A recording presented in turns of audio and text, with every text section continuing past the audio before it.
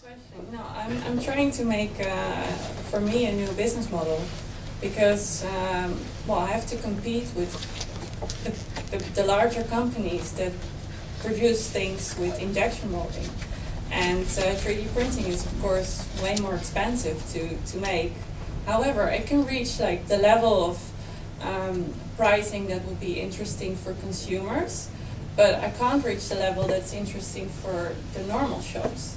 So I can't be in the let's say the really nice design shop at the corner of your street, because I'm way too expensive to be in their shop.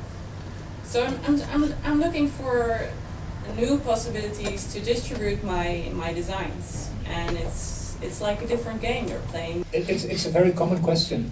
Like, is 3D printing an effective production method, really, to kind of mass produce one design? I don't think so. I think the costs are still too high to use it as a mass production machine, and you should use its uniqueness, and that's that you can every time make something different for the same price. I think that's one of the strengths of 3D printing, and somehow you need to kind of work them into your designs. At least I know at iFabrica they're printing now a robot, and just imagine what you can do if you build a precise robot who can make his own printed circuit boards. Probably in a few years this will be possible. So then you make your workforce. You'll have a lot of slave robots working for you. You first have to invest, you have to wait a few weeks to print all these robots, and then... Oh, maybe... Interesting solution. Well... I'm currently starting a temp agency for robots and drones and stuff like that. Then you can rent it there. I got a question for Elise. Is the fact that you are actually, that you're purposely designing just for 3D printing? Yeah, I am. Do you find that limiting? What if you come up with No, it gives me so many opportunities already. What if you come up with an idea? What if you come up with an idea that is better produced in a different way? Then I will be definitely open for it. For instance, I'm also working on an assignment right now, and that would require like a lot of products which can't be, for instance, 3D printed in ceramic because it's like way too costly. And then I'm open to a different production method. But for my own collection, right now the branding is 3D printed designs. So I'm really sticking to it because I think it's also like where the future is heading. So it's for me the most interesting thing to be working for, to be producing locally, to explore all these new possibilities. So that's for me already inspiring, and for that reason I designed for 3D printing. Are any of the manufacturing guys here, and for example, what do you make of all this stuff? Interesting stuff. I come from a completely different line of thought and business. My past is in aerospace and defense.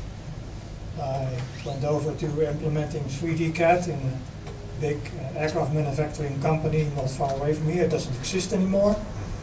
I went into consulting in the PLM area, which has to do with managing all this, but from, let's say, a more formal way of thinking.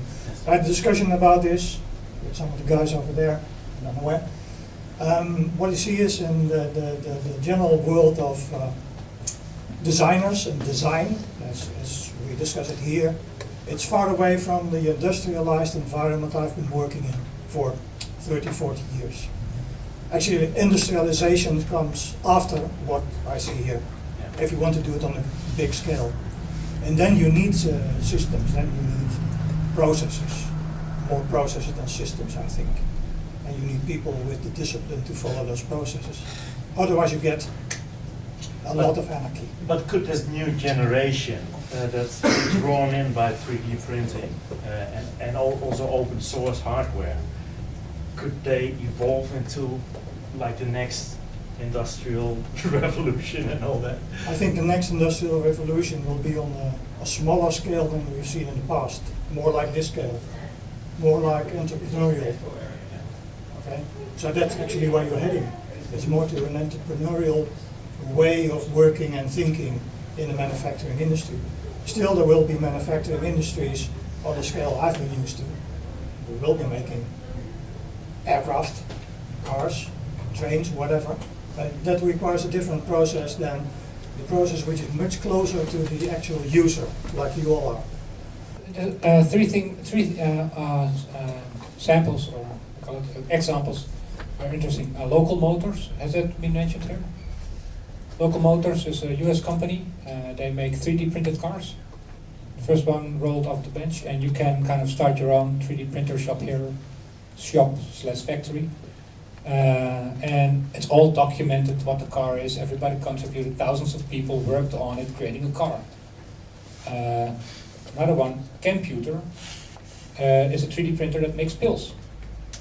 And people share their own recipes about pills, and sometimes pills work and sometimes you die. But we will learn, we will know that sometimes it's risky to take some kind of pill, but it's all raw material, a lot of knowledge shared, a lot of people contributing to create new kind of pills. Do-it-yourself drones, a company in the US, Chris Anderson, started a website talking about drones, getting people to work on drones. They got so sophisticated that they're now building drones for the US defense. So it shows me that once you have a topic and have a kind of an ambition, you can all use all this technology to also accomplish much bigger things than small niche products. Because all these technologies are also platforms. I think that's very interesting.